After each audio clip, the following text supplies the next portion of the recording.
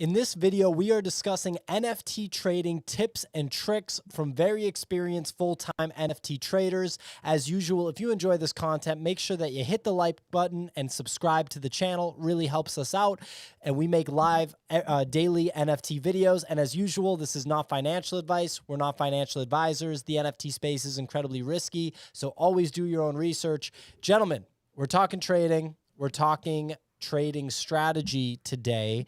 Both of you have different styles of trading. You're both very active, have had a lot of wins in the NFT space, respective wins for both of you, in different capacities. I'd love to hear about your trading strategies and what tips and tricks you have for people that are either new to the NFT space, experienced, or anybody that's looking to improve their trading skills.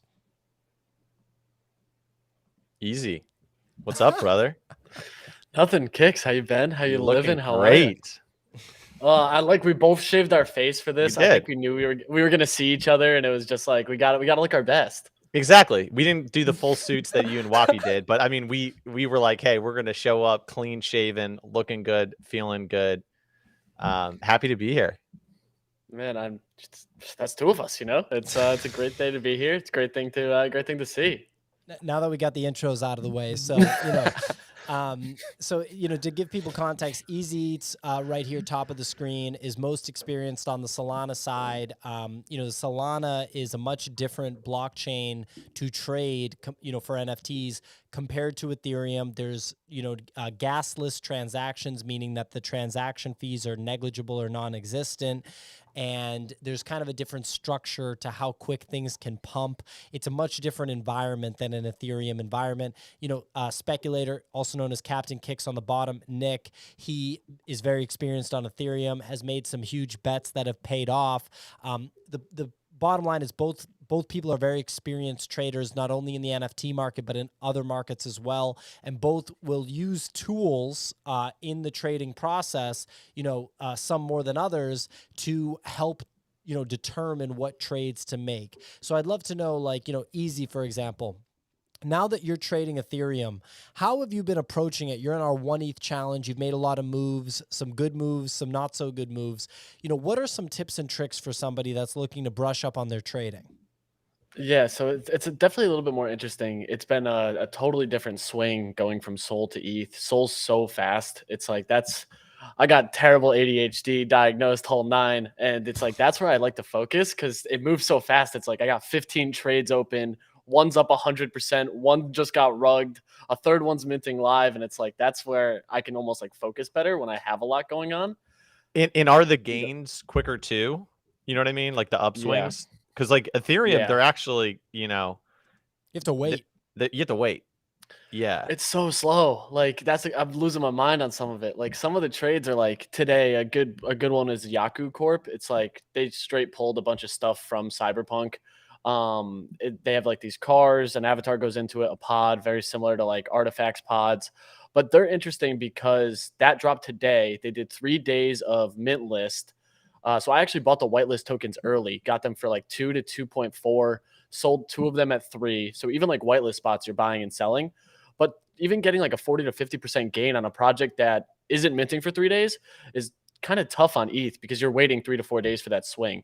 I was swinging those constantly from 2.5 to 3 the same day. They would get a 6-hour span where they pumped, pull all the way back down. And then once the NFT drops, it's so much more aggressive. It's this dropped today. They were a 0.5 mint. It went all the way down to 1.7, pumped to 4, and is now settled at 2.2. Yeah. So there's a lot more. There's a lot more profit potential to catch in a shorter period of time. Also, gas fees much lower, so you're not you can make these. You can trade NFTs at smaller price points and not get hosed out on gas. Over the weekend, Punk Muffers was going on a run. I know it's funny to say, right? Punk and they went MFers. from 0.1. I like Muffers way better. Yeah, right. They went from 0.01 to 0.06 at the top. But even if you bought at 0.01 with gas, you were actually paying close to 0.3. So it needed to 6x for you to be able to get a 2x. So I'm completely with you. I honestly think if I was starting with 1 ETH, I would probably do it on Solana to run up a stack, just because you can do it quicker, and there's a lot less like friction in the way. Yeah, 100%. That's like the crazy part is it's like you'll catch a slight upswing. That upswing is 2x. And honestly, like I'm a big like take point two, take point three, take point four, and just stack it. Like there's nothing wrong with taking a $30, $40 gain in Sol, because you're gonna have 15 more of those in the same day. When I have conviction though, it's actually the complete opposite in the project. I wait for those pullbacks and just buy. Like I'll literally just buy where it's like, okay, this dropped 30%, 40%, 50%, and I'm now buying the whole way down because I think longer term it's going to go up. Where that like projects will go on mint day to like a 2x, and then by day 4 they go 10x just because people have not stopped buying. So it's all like volume based. Lack of fees is crazy. And like what are your like target profit like goals that you look for, and like what percentage of your trades are like swing trades versus long-term holds? Yeah, so honestly, I'd probably say like 80% of my trades are like swing or scalp trades. Like that's where I do my best trading, getting in and out and staying like hyper liquid. I say it all the time, like I'm wicked bullish on Sol. So just Yep. getting more Sol is my end goal. That's all I care about. But the tough part is with that, it's like on ETH, I can almost pick out like, okay, I want to get 20%, 30%, 40% off this. On Sol, I literally rarely set my expectation, because if I want it to go higher, or I want like a 0.3, 0.4 Sol trade, it may never get there. So it's like all about staying nimble. I use Yep. Solana Floor Pro constantly just to look where listings are pumping in, because it's not like ETH where you're paying a gas fee, you're waiting. Some people just don't even want to list cheap stuff on ETH. On Sol, people will dump for 0.01 just to get Yeah. the project out of their wallet. Like they do not care. Interesting. What were you gonna say, Yeah, Pia? I was just going to say, like, one thing to talk about is you were just mentioning like chasing ape MFers or punk MFers, whatever it was. That's an example. Like, and I think that that's more relevant to Solana, because when I look at the projects that come out on Solana that all have like Anon teams, and it kind of looks like the art didn't take very long to make and things like that, people kind of get used to trading that stuff. On Ethereum, it can get pretty tricky with that. You can definitely hit like big wins trading that stuff. However, it's very risky. So I saw that ape MFers were starting to move after the MFers bull run, and you can kind of see that from time to time. You see those runs sort of happen. But, I stay away from those. Obviously, you can play those. You have to get in early on them. But like, for example, Easy, when you bought ape MFers the other day, did you end up making money on that? I got in and out of that so fast. I was like, this is a terrible, terrible trade. And it just made me realize too, like, it's another thing, and I hate to keep bringing it back and forth, but like with Sol, that's like an easy $20, $30 quick scalp, get in and out, play that volume. With ETH, I'm sitting there like, oh shit, this is only going up 0.01. I'm still in the red on gas. All right, as soon as it hits break even, I'm just cutting this. Yeah. And so if I understand it properly, you're a high volume trader. So you're in a lot of projects. You're doing a lot of scalping. You're doing some long-term holding. But like you like to have like a higher spread. Like you're not just like, okay, I'm going to go all in on one project, or I'm going to go all in on two projects. You're trading a multitude at the same time. Yeah, it's very, very rare for me to kind of only pick one or two trades. Like that's one thing that I'm trying to get used to on this one ETH challenge, is like that Look Lab pass is one I have like crazy high conviction in. Same. So that's one where I ended up buying 5 on a main wallet too. And now I've realized like my main ETH wallet, I had not opened that for like 2 months, to be like totally honest. Like it's just like I forget about the stuff. I'm like, Totally. yeah, whatever. So now with Look Lab, I'm just dumping those in there and just waiting. So it's like that's a play that I have high conviction in. Deployed like an ETH and a half on it, and was like, all right, this is a play that it's just going to pay for itself with everything else. With Sol, those longer term ones, it's like, all right, I can hold this for like 2 to 3 weeks tops, and then I have to reassess because people just move so quick. So like, I think I have 4 or 5 total projects that I got a few in that are longer term holds, and then my like hot wallet is quite literally just like pure scalps. I'll buy like 5 to 6 projects and not expect to hold them past a 10-hour mark. I love it. Yeah, and I think some takeaways, because part of what we're trying to do is convey to people listening that are trying to become better traders, like some things that they need, to learn or get better at. So one of the things that you talked about there is like sizing your bets, and I think that's such a key part of being a great trader. And you should be sizing your bets based on like your risk tolerance, the up and downside of what the project's potential is. Buying a strong secondary blue chip project on Ethereum, your risk of that negative 90%ing on you is pretty low, right? Versus if you mint something that's like a degen derivative, your risk of losing 90% in 2 hours is potentially really high. I personally like to have just 3 tier sizings. And I work with basically small, medium, high. So like, a small bet, like I'm pulling out numbers, but it would be something like a small bet is 1 ETH. A medium bet is 2.5 ETH, and then a high bet is 10 ETH. I actually like size up more than like linear on my really, really high conviction plays. So like my highest conviction plays ever, and like the ones where I made like the most money, was like minting mutants, swing trading, like 3 punks, and like buying a bunch of sandbox land where I like sized in really, really hard. And I think but once again, it depends on your trading style. The reason why I do it is because I'm not that good of a trader on my small and medium conviction plays, but my high conviction plays, I can make a lot of money. So I try to size those a little bit more. And usually my high conviction plays, they have a low risk of catastrophic downside. Like when I bought a bunch of sandbox land at 1 ETH, I'm based on the market conditions and the news events, I was like, okay, the chances that this goes to 0.2 is like close to 0, right? Like the, worst case scenario, it drops down to 0.7 or 0.5. Those are like worst case scenarios.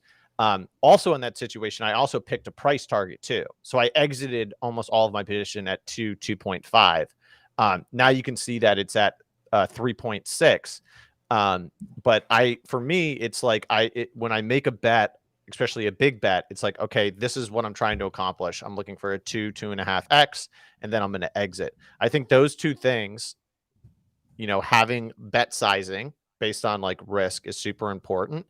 And then having an exit strategy. So you said on Solana, for example, like you'll buy into a project and you'll set a mental timer. You'll be like, okay, like 2 or 3 weeks, I need to be out of it. I thought the same thing with Sandbox. I was like, okay, this is probably a month-long thing. So I need to be exiting my position 3 weeks in to get out. It's very similar to like even thinking about that from like the sandbox play. You had mentioned like you had that set target, it hit your target, you exited. Like that's something that I'm trying to get even more used to with ETH. And like even with some of the soul projects, I'm like, all right, if this gets over 3, I'm going to start scaling out and listing. But it's just that volume that you can really trade into. So you can almost front run those barriers and listing walls just to, you've said it, like attack the floor. Like that's the goal. Like get out, get liquid, get those money, like get the money back and figure it out after that. One thing I've been doing too with that 1 ETH challenge wallet, and like I do it with Sol just on a little bit bigger scale, is I buy multiples of 3 so that I can do that scale out. Like I'll floor 2, list 2 at like a 30-40%, and then ride 2, just so that I can catch some of that upside if it does do blow off top. I've already got money back. I'm basically riding them free. There's just a lot of ways and kind of like strategy to play into that. So yeah, I love that. I love that point right there. So I think that's the perfect kind of trade. If you're trading a project that you see potential for long-term upside, if you have the ETH to buy multiple, you can essentially exit and free roll, or you can exit, break even, exit a portion of the position, get a little profit, and then hold the rest as a moon bag. That's something that I honestly wish I have done more in my career, of like trimming the profit, but then like holding on to a couple for a moonshot. I think that's a great like trading strategy if you can get multiple. So like Easy said, multiples of 3. So if you have 3 in a project, let's say you get up 50%, you can trim 1. You get up 2.5x, you can trim another. Now you're very much in the green and free rolling a third. You can just hold that no matter what happens. You're not really that worried. You've gotten your liquidity back. You can go make more trades, and you have some profit on top. Oh, exactly. And we're all in Look Labs 420 game. I'd be curious. So this is one of those staking games, right? Like how are you guys going to play this one? You know, I don't know who the biggest winners were with Wolf Game, whether it was the people that ended up not staking their assets and just selling into the supply squeeze massive pump, or the people that ended up staking their assets and holding the wool, you know, until the wool bull run happened that, you know, made wool, I'd imagine, very profitable. This is basically an identical model, and it's by Look Labs, which is a Beanie affiliate, which would make sense. You know, will you guys stake these? Will you stake some? Will you stake none? Like, how are you going to play this? Well, Easy and I actually hate marijuana. We're against it Very morally anti-weed. and legally. So we're going to dump our bags on all the potheads. That's the plan. We're going to wait for them all to stake, forget about it, then we'll sell at the top. But no, in all seriousness, and I'm curious to get Easy's opinion too. Staking games, it's very, very interesting because I'd say 80% of the time probably it's better to stake a little bit or not stake at all and then sell into the supply squeeze. But there is like 10-15% of the time where it is actually really beneficial to stake. And that depends on the roadmap and the quality of the project, et cetera. What do you think, Easy? I'm thinking the same thing. Like, if you've read the green paper or whatever it is, it's like the different percentages yield different amounts of high token, but then they have a like an incentive to leave it staked for up to 8 days, and that's the way you kind of reach like peak high, I guess. Which sounds wild to say on a fucking JPEG on the internet, but it's like trading that too. My play is I have so many at the moment with I think 8 total across the 2 wallets. You get one for free. You can mint 4 more. So I want to mint the total bud allocation unless LooksLab pumps to like 0.4, 0.5 range. So I'm playing this a lot like Creeps. The Creeps pass hit a high of 0.8 and settled at 0.6. Still slightly different. Wolf Games did not have like a free Gen Zero mint pass like this does. So I think that's where it gets interesting. The people who made the most money on Wolf Game got the Gen Zero assets, which based on the green paper, this looks like it's going to be the same kind of play there.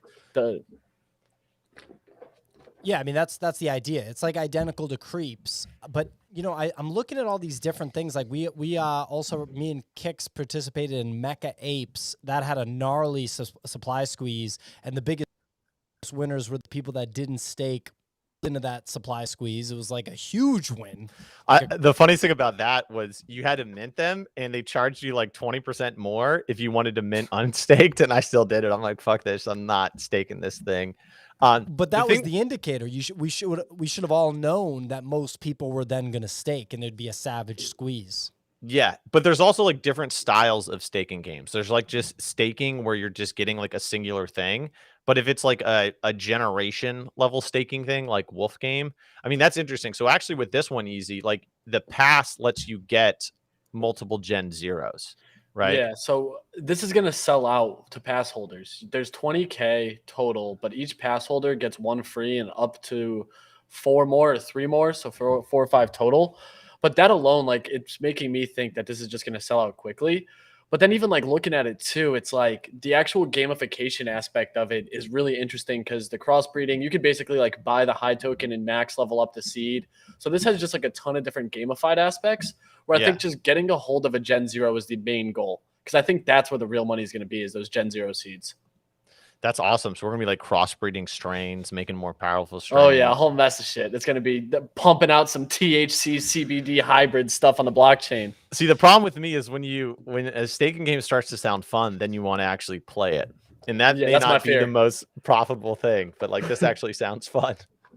It's just like they got so many mechanics to it too. Like I was reading it and they're like, yeah, we still haven't launched like the water grower, which speeds up your growth. We haven't launched the goats, which eat the bugs and all this other shit. I'm like, you guys have so many layers to this in the gamified aspect that I don't even know if it's going to last more than 2 weeks, but I'm excited to just see how it pans out day one.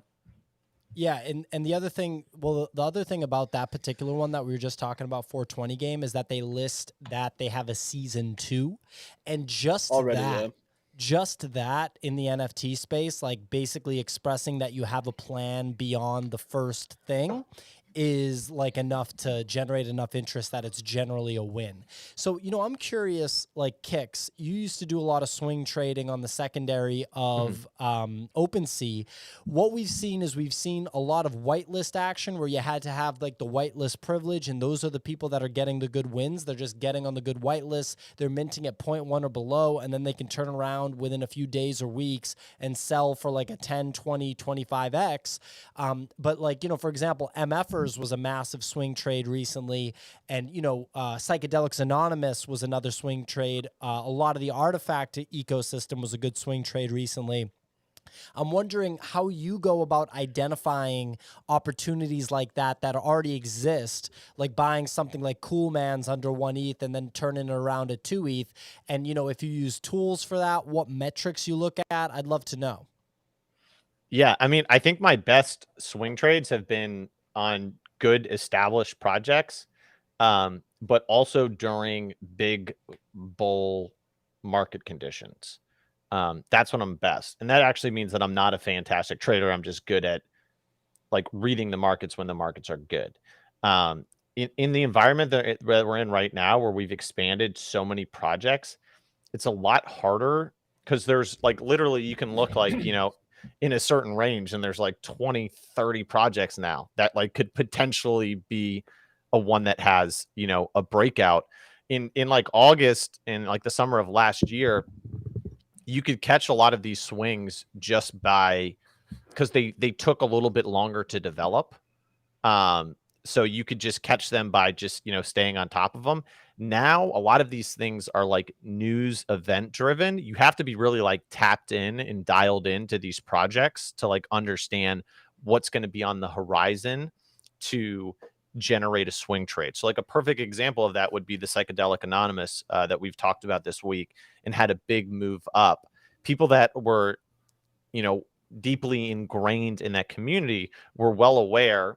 And I got this alpha a week in advance. I unfortunately didn't act on it, but they were like, basically, there's going to be the need for all of these components, and there's going to be like a supply squeeze happening in the next 2 weeks. And it literally happened in the next 2 weeks. The best, like with swing trading, you either have to catch the move within like 30 minutes of the move, or you have to get your money in before the move happens. And that's the latter is usually the best times to get in, even before the move is happening. It's just easier, less stressful to try to accumulate a position. But like using Psychedelics Anonymous as an example, you can be like, okay, there's a news or, some sort of catalyst that's going to happen 1 to 2 weeks from now. You can accumulate a position. You can set up your like 2-3x target. It's a lot smoother of a trade. So basically what I'm trying to say is that a lot of the game these days is information. If you're trying to get the big moves. It's everything right now. Literally everything is just purely like what and where you are. The Nifty Discord has been so hot lately too. Like, I don't think they've missed. Like, I said it the other day and I wasn't even kidding. Like, everyone's like, how have you been finding trades? I literally go into there, sit there for about 15 minutes, wait to see what everyone's talking about, and then go to the website of the project. And from there, like if you've seen trends, if it has some of the big buzzwords like staking and all that other stuff, it might be a good idea. And then like that NASA trade was the perfect example. I looked at that, saw staking, clicked the button, and it defaulted to 60 days. And I was like, how many people just accidentally accepted that? It's a no-brainer. Let's watch it pump. And I got in at like 0.2 to 0.6. Yeah, and that's more of a degen play, though, right? Like the bet on that one isn't that that's going to be really good. And I think that your Solana experience kind of lets you participate in those with confidence. For a lot of people, like they'd just be better off buying good stuff that they've, researched in a big way, preferably before a big run, right? Absolutely. And that's like a lot of people want those quick trades, but like take some time and just really look into a project. And it goes for any blockchain. Like look into a project, look into who the people are building the project, where have they come from, what have they built, what is the roadmap? Is it actually thought out, or is it like we're going to drop a second collection and then a third collection and then a fourth collection and then we're going to go on vacation and then you're stuck with all these NFTs with no value? It's like just take some time and don't just buy everything. And it's tough to hear that from me because I literally buy everything. But for me, it's like. But you've also accumulated a stack that you can trade with that kind of style. And you're you can survive a swing in your portfolio without going to 100%. zero. Other people that are starting with a 3 or 5 ETH stack, they have to be way more selective. They probably need to say no to 8 or 9 out of 10 options and saying yes for 1, 2. One of the most dangerous things in the NFT space is that you see so much money being made, right? Because people are going to talk about good trades or things that are happening. So there's this illusion that like everything is winning all of the time. And that can create a FOMO effect where people, they just like, as soon as a potential trade comes across their table, and I struggle with this all the time, they're just like, yeah, no brainer, aping in, let's do it. Where like the vast majority of like the great, trades where you can make a lot of money is getting in on good projects and like holding them, and these opportunities, they're not as rare as you think. Like, NFT worlds is a great example, right? I mean, that is a literal 20x in 3 months, not including the airdrop. I mean, maybe more. Like, I think it's actually probably Yeah. more. That thing, it's I at, forget when we interviewed them, but it's at 0.5. It was at 0.5 when we interviewed them, and it's almost at like 10 right now. it's right? so crazy. And that's an It's only example going of to like, keep going too. yeah, and literally if that was a high conviction trade and you bet like 20% of your stack on that, you you can beat 90% of traders out there just with like one bet. The one bet. Yeah, and so I think that like, and I think Easy does this. Easy and I are probably similar. We lean heavily into trading, but then like we'll take the occasional like flyer bet on a big project long term, and those things can work out very well. Didn't you do that with the Dragon, Easy? Yeah, the Boryoku Dragons just tucked it away. I did it with like my Flag Monkey. I could have sold it for like 10x, 20x, a million times over, but it's just like it's valuable to me to just kind of tuck that away. There's a few other projects too. I just started getting a couple fine fillies for this like upcoming racing game. I think that's going to be like a 1 or 2 month play. They're releasing like a token. They have all kinds of different partnerships with like metaverse stuff, partnership with CBS Sportsline. So like and I know that's going to take time to play out, but I'm just bullish on the builders, the developers, all that fun stuff. So yeah, I had gotten a baby for 40. So price wise, pretty good still. Wow. Looks And great. it produces yield, right? Yeah, so passive yield on it, I get like $6 a day. It's nothing crazy. The full size ones give you like 40 a day, which is nice. But yeah, there's some plays like that I just feel really strong about. And like this is one project too where it's like it gives me whitelist access to other projects. So that pays for itself. Just getting onto the whitelist and having a guaranteed mint for like a 1,000 supply drop in the next 2 weeks. That drop's going to go for double digit SOL. Right there, you're paying off that dragon effortlessly. So like in the SOL ecosystem, that's where a lot of projects kind of have that meta right now is like buy a blue chip and use it for whitelist access, and then it'll eventually pay back that blue chip. So that's kind of the nice thing. I haven't started seeing a ton of that on ETH. Like obviously with the Bored Apes, you can get a lot of whitelists just so that you're in their discords, but like not many people are shelling out $500,000 to just get on some other whitelists, Yeah, and so another thing is like Easy. How do you surface information? How do you surface alpha? Are you getting it on Twitter? Are you following certain accounts? Are you just kind of tapped into Discords where you're getting your information? I think for a lot of people out there, because we've talked about it, that like information is one of the key ways to succeed. I mean, part of that is like information, like to get new projects on your radar to get on whitelist, since whitelisting is such a profitable thing these days. Like where are you sourcing your information? Yeah, so I'm in a few discords that are relatively like close knit, probably like 15, 20 people in each of them. That's just like people I've come across trading. So I trade a lot with a group called Soul Boys, which I'm always in. That's like probably my most frequent one. It's probably like 30 of us that are in basically every DAO, just talking, figuring out like what trades look good. I mean, they got me into like nodes and some other things too. So it's basically just like a full crypto conversation. We have some people who are great at DeFi and tokenomics, some who are great at ETH stuff, some who are great at Soul. And it's just like a collaboration of just people who we've all stumbled across one another in other groups in kind of different conversations that led to that. So it really is like the Soul trades and the Nifties become kind of like a powerhouse too. Like they get a ton of stuff early. There's people in those groups who really only want to look at whitelist opportunities.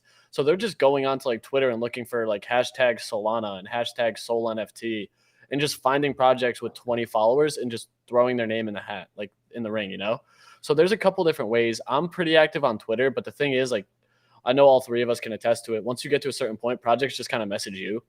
I miss that and kind of pass over a lot of those. But then if it comes back on my radar, I do go back and look to see, like, what did they message me? What did they want to talk about? Sometimes I'll shoot a message back. Sometimes I'll just look at the project from that. But it's just a lot of like who you surround yourself with a lot of the time. So like that's really where a lot of alpha comes, because it's just so many different people, and having more eyes on the ecosystem lets you kind of get that first mover's advantage. Yeah, I think that's, I mean, people should listen to Easy. It's full immersion into the market is what we're really talking about. Like Easy's talking about being in groups, like having other brains kind of put their heads together. Allison in the comments just made a good point. She said almost 400 watching and only 48 likes. Definitely like the video, subscribe to the channel if you're enjoying the content. Make sure that you do it. It really helps us out. We put out videos like this every day. I guess Easy, when you're looking at these Solana projects, I know you use a lot of tools. Do you think any of those tools, like the structure of those tools, would make sense for Ethereum, or is it just a Solana situation? That's such a tough question, because like volume tools are a lot more actionable in the Sol ecosystem. When you see something on like a 15-minute window on ETH, you're probably already late. You know what I mean? Exactly. And if you're watching a 1-minute scale, you're going to buy everything. If someone sweeps 5 or 10, it's going to pull up as a top leader on a 1-minute scale. So finding that is tough.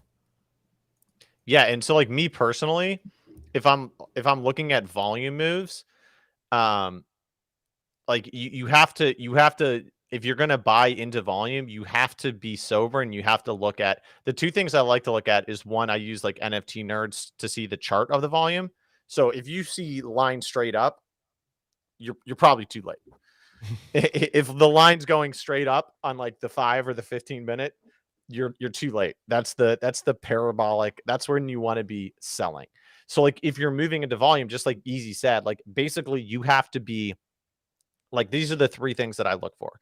One is I if I see like on the 15-minute chart, okay, there's been 20 bought of these. I'll click in. I'll look at first of all, the chart, see how the chart's forming. So if it's starting to curl up, but it's not like parabolic, there's still potential opportunity. Then you can see how many NFTs are listed in each of the price tranches. So you can see like, oh, okay, it's only going to take 100 sales to blow up to 0.8, right? So you can see the currently listed data and be able to move up.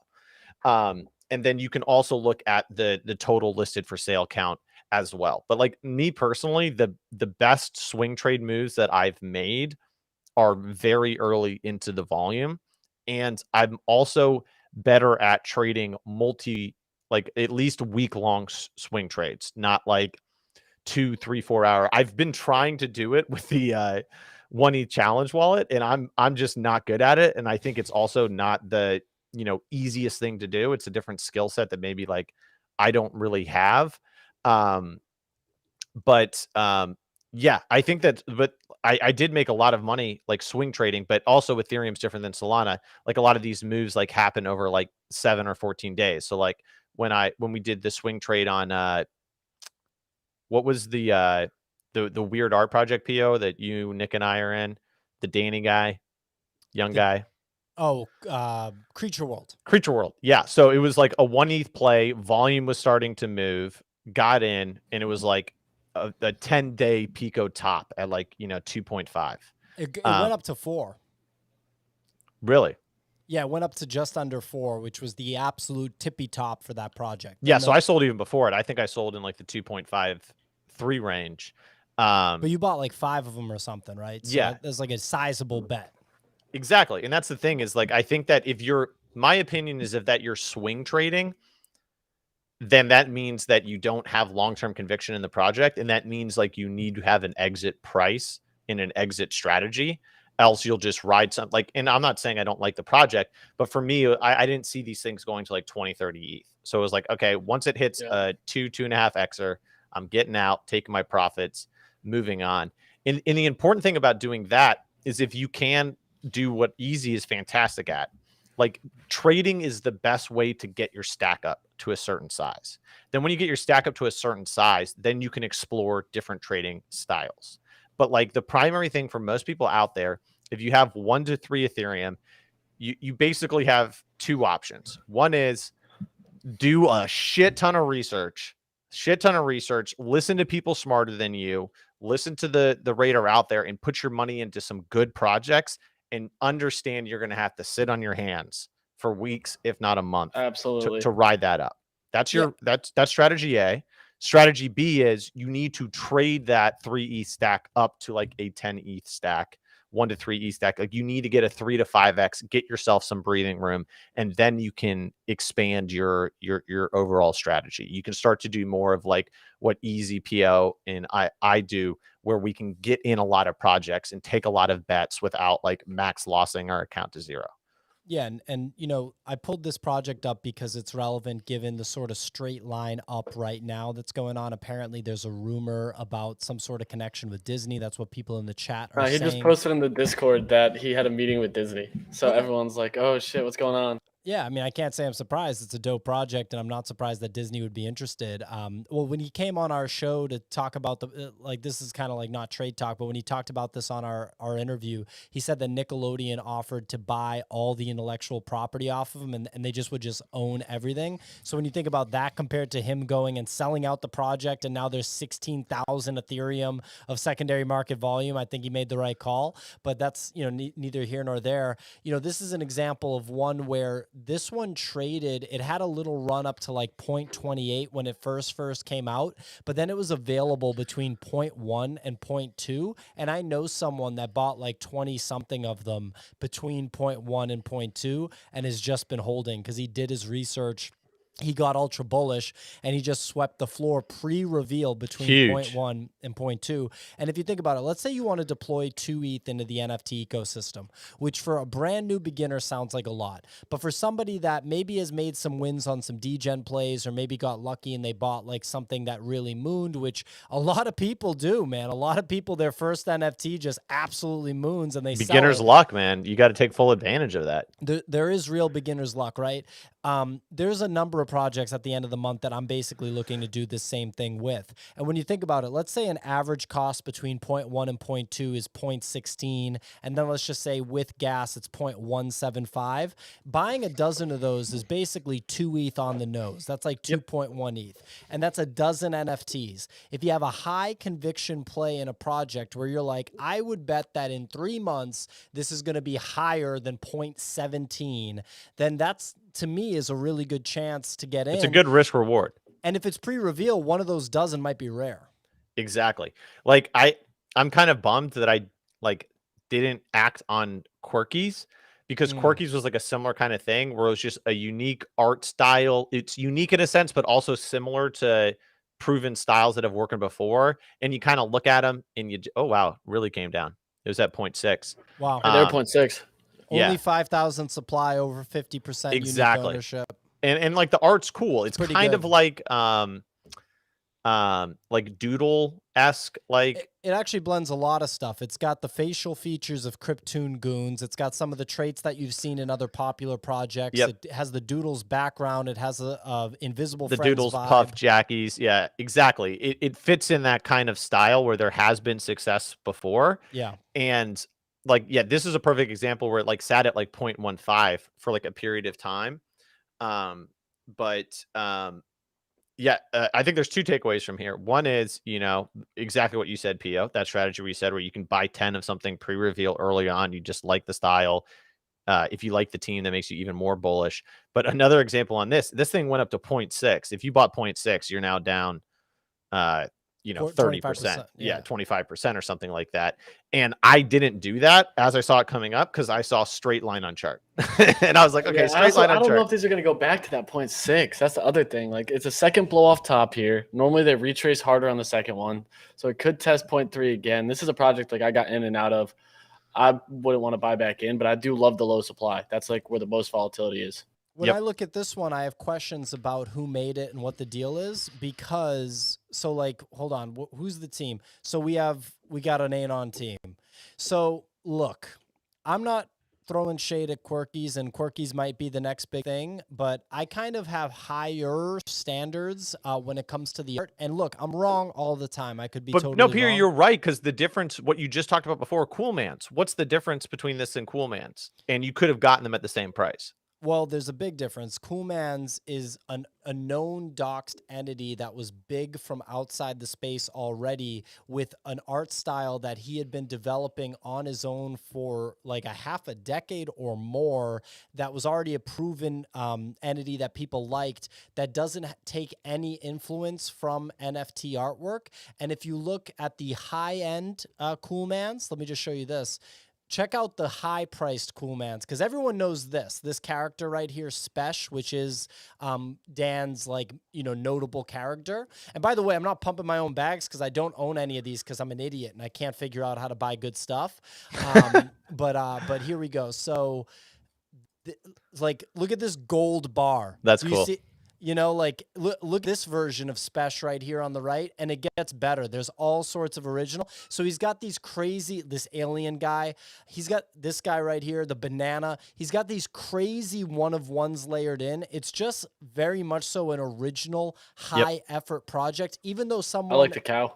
Yeah, the cow's cool. Where's the guy? Oh, yeah, the cow's badass. Little platypus. Even though someone that is looking at this with their nose in the air, someone snobby might say that it's simple, crude, cartoonish drawing, you have to understand that that style in itself is original, and it can be crude or whatever, but if you looked at like what fucking Basquiat was doing and you wanted to have a high nose about that when he was doing it, you could have said the same thing because it was like new and original. I'm not comparing Dan to Basquiat, blah, blah, blah. But anyway, when I look at this, there's clear originality. It's a known entity from outside the space. When I look at that other one, I don't get the same thing. All right, here's a polarizing one, because I'm pretty sure there's an Anon team with this one. I haven't done as much research as I should. But look at Thingdoms. And just real quick correction, Quirkies is actually at a 0.6. The floor was stuck. So it went up to like 0.7, pinged down to 0.5, now at 0.6. So it's looking like it'll consolidate in that range. So we got two comments I want to count out. Someone said Pio got me wanting to drop a bag on Coolman. Well, Coolman is in the throes of a news-based pump, so I would say to be careful if you're going to throw, you know, $6,000 at one NFT of Coolman's right now when you had every opportunity to buy it at 1.2 like a week ago. So you just have to keep this stuff in mind a little bit. That's not to say that it won't keep going to 2.5. Then second comment is Ivan saying, Pio said, look at this gold bar, and I'm supposed to be impressed, LMAO. Ivan is acting like he knows what the hell is up with original artwork, when in reality, if you make an original doodle that people connect with that doesn't look like anybody else's style, then you've actually done something that's effectively the hardest thing to do in all of art and just in all of content, is actually be original, right? And anytime you see something that's truly original, it's a massive breath of fresh air. So that mentality, I'm not throwing Ivan under the bus. I hope he's a portal holder. I hope he enjoys our content. But if you have that mentality, then you're not going to be able to identify things that the market is going to respond positively to, because you're effectively having a kind of snobby perception of what good art is. And if you go to a museum, you can go to a painting on the wall and you could say, like, this is art, it just looks like a circle. Well, guess what? It's in a museum, amigo, so it's doing something right. So Thingdoms, this is one where a lot of people in our Discord really like this one. I would go as far to say that this is an original art style in the NFT space. I haven't really seen anything else that looks like this. I did some brief research on it. I think it's an Anon team. Do you guys know anything about this? And is this something that could be a swing trade? It's at 0.4 right now. I don't know the history of the price action. It was 0.3 earlier today. They posted an announcement of like a rocket ship and a moon and said like things coming soon. And that was about it. So like people got excited. I saw it picked up on a bunch of volume trackers. I looked into it a little bit. Gas at the time put me at like a 0.4 entry anyway. So I probably would have been near break even right now. So I kind of passed on that. Yeah, it just doesn't seem like there's too much volume, which isn't necessarily like a bad thing. But if you're trying to like trade it for a 2-day move, that move may not be materializing anytime soon. Has this project been around for a while too? Yeah, it's been around since a few early months. January. Yeah. Yeah. Oh, was it only January? But that, I mean, that's a long time in NFTs. Or yeah, maybe longer. My thing only goes back 60 days, but it's been around for at least that long. What's up with the unique ownership, right? Like, I want to see 5.2 right there. That's what I want to see if I want to get real bullish, right? Don't you want to see like 5.3 and then you're just like, oh shit. I mean, that's asking a lot.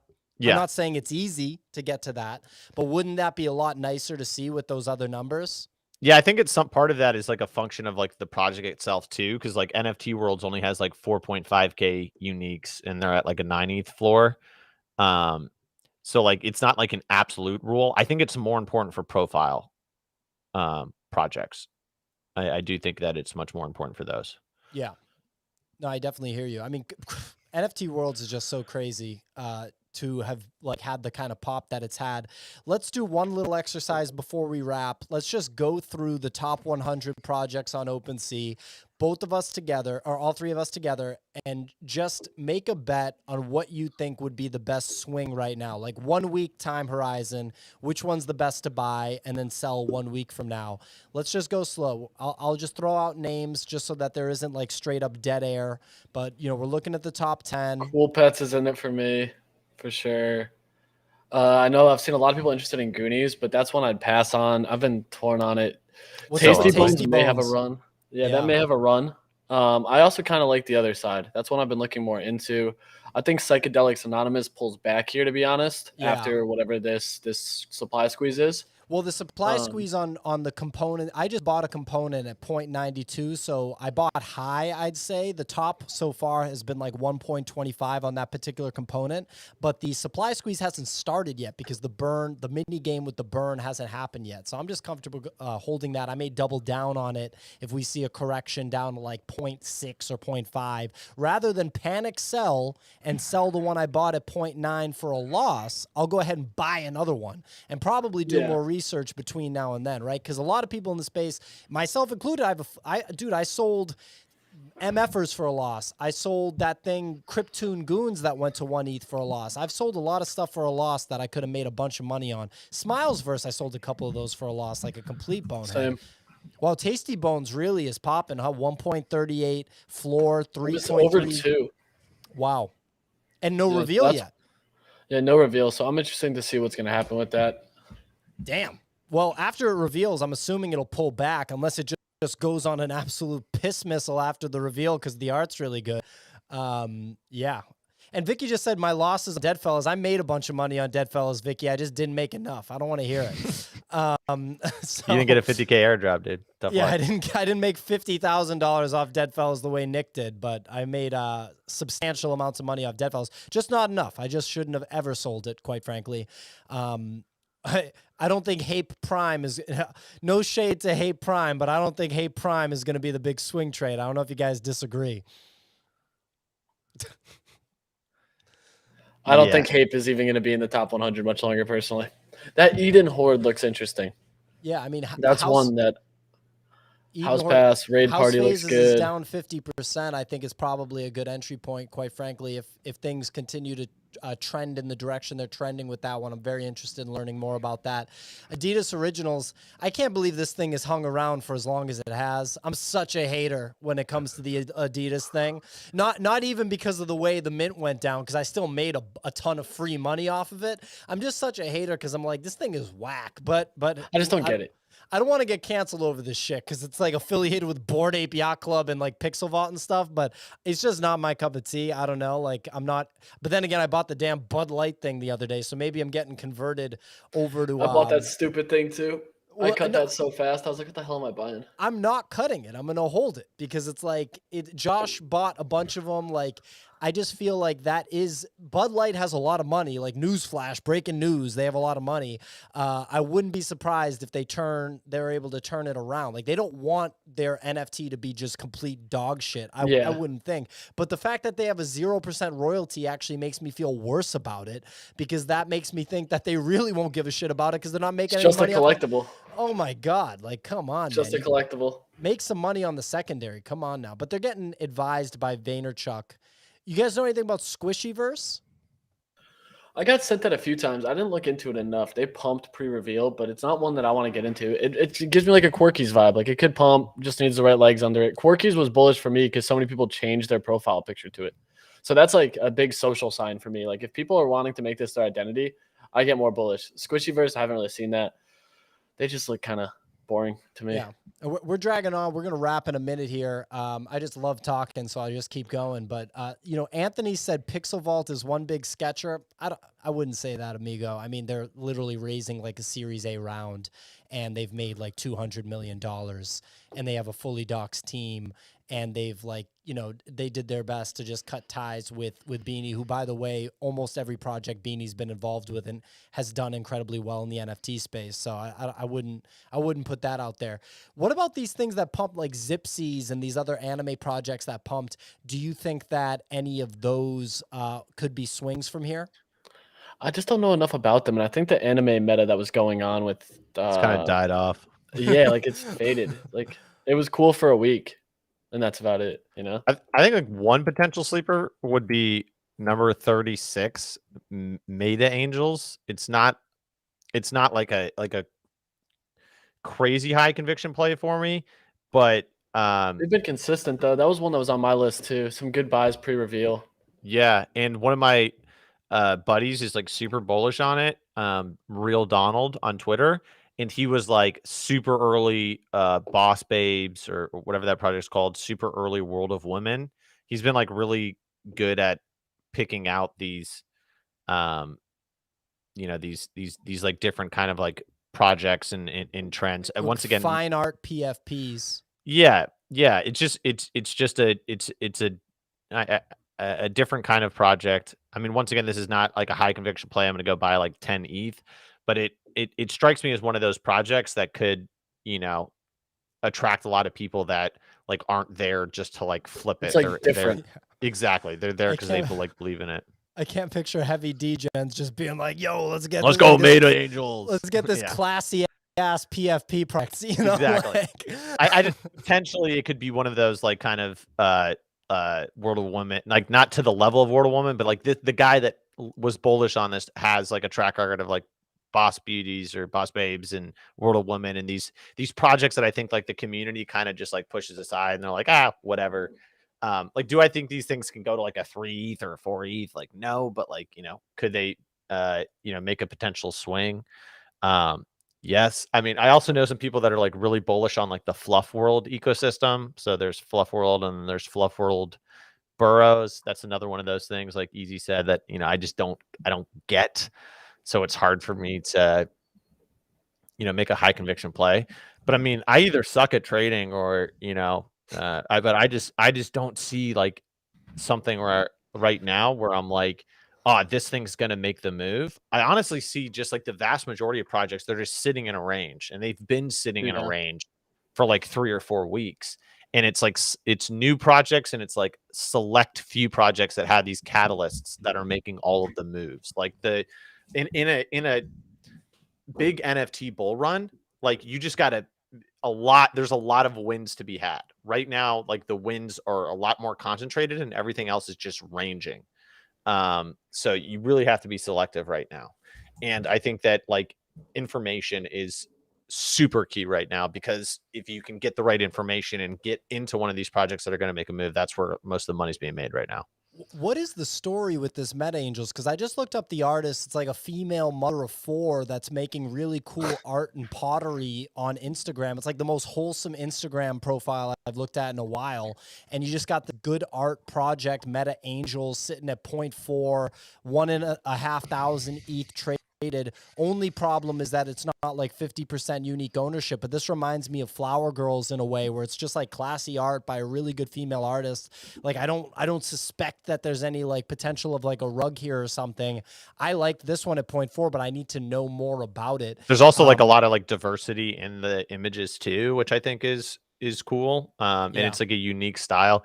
Yeah. So once again, those are just one of those this could be one of those potential sleeper ones where you're just like, it doesn't make sense until it's at a price where you're like, what the fuck?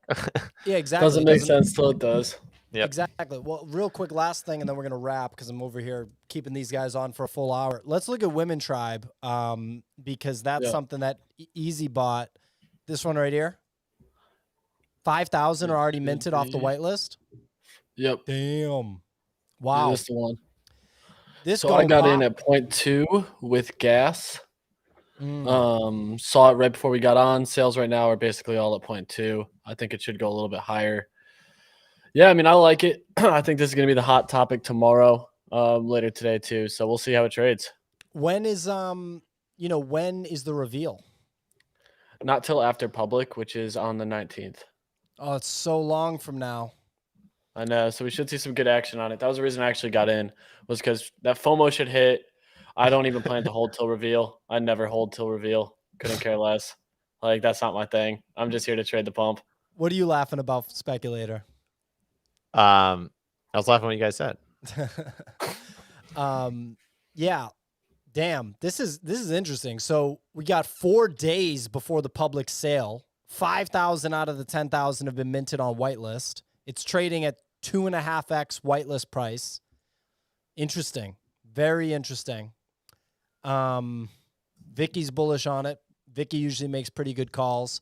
The question is, do you buy it now? Do you buy it at the public sale? Do you wait until after it reveals? What do you do? I'm playing the pre-reveal pump personally. I did just get word too that there's been some FUD on Look Labs, so I'm trying to figure out what's going on with that because that has me nervous. What's the FUD? I don't know. I guess there was some people on the team who are no longer going to be involved for marketing, socials, or Discord. I'm now trying to figure out what happened. Okay, I'm not. I don't like that. Don't like that one bit. Okay, well, we'll see. The mod of the chat. Delightful. Funded. Okay. The mod of the chat. I don't know. That's what said. Mod's leaving, but FUD already resolved. We'll see what happens. Yeah, I'm not too worried. Hopefully they just say Beanie came back and he's handling the tokenomics and that's it. Because then I'll say, sick, let's go. That'll be bullish. He Only the involved. tokenomics.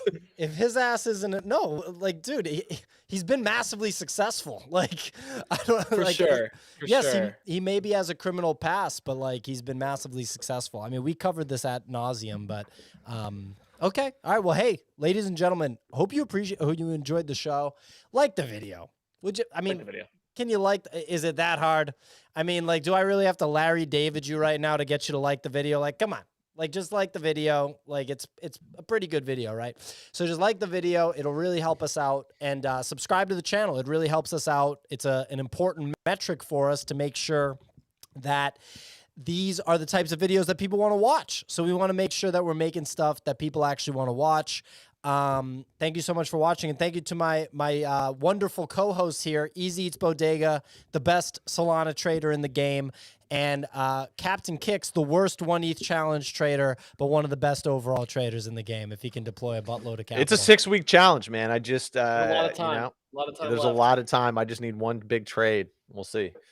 That's true. Easy's got the lead, and he's liquid though. And that's what we really talked about on this whole call. Like what Easy did with the 1 ETH challenge is what like everybody that's starting with a small stack like needs to take a look at, and what he did strategically. Like you'll see that a lot of times he's not making 2x every trade. Some trade he's like getting out at a 20% gain, and maybe he only makes 10% after gas and fees, but he's getting that liquidity back. He's staying nimble. He's not getting stuck with bags that slowly bleed out, minus 50%. But if Easy can sit in our Discord and run from a 1 ETH stack to a 2 ETH stack by looking at potential alpha and applying a filter, Easy Eats registered trademark filter program, where he scans, and literally what Easy said is the funniest thing ever. He said, I just went to the website and I filtered out all the absolute junk and like the stuff that looked like semi-decent I bought into. And in a 3-4 day period, he went from 1 ETH to 2 ETH. Now, as a trader, you have 2 ETH liquid. You have literally double the firepower. If you could take that up to 3-4 ETH, now you have a whole potential suite of trades that you can make that weren't even possible at 1 ETH. So like if you're starting with a small stack, if you don't think you're the best at like picking long-term projects, like you need to look at what Easy did with the 1 to 2 ETH challenge. I think there's a lot of learnings there. And that's the name of the game. Get the stack up, then you can start taking some bigger swings at bat. Don't get attached. Cut your bags. Taking a quick loss is better than a big loss. So just remember that. And hey, thanks for watching. Lick the like button, hit the subscribe, and we appreciate you all as always. Do it. I forgot to do the FTX plug. So they're getting a free plug right here. The nifty.com/FTX. This isn't even going to count towards the number of plugs we got to do because it's the end of the video, and I wouldn't do that. The nifty.com/FTX. Sign up, make one transaction, That's huge. We're trying to get Sam Bankman-Fried on the show. That'd be pretty Need it. cool. I'll see you guys.